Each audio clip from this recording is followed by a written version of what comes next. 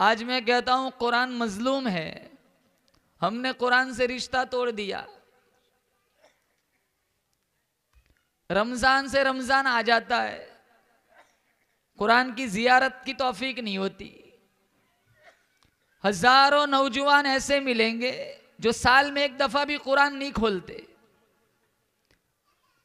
हजारों जवान घरों में लड़कियां ऐसी मिलेंगी कि साल साल गुजर जाता है, कुरान की जियारत की तौफीक नहीं।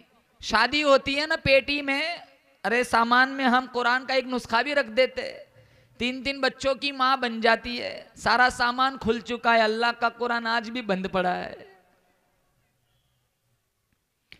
इस कुरान के पीछे सहाबा ने कितनी कुर्बानियां दी, इस कुरान के पीछे हमारे नबी सल्लल्लाहु अलैहि वसल्लम ने कितनी कुर्बानियां दी।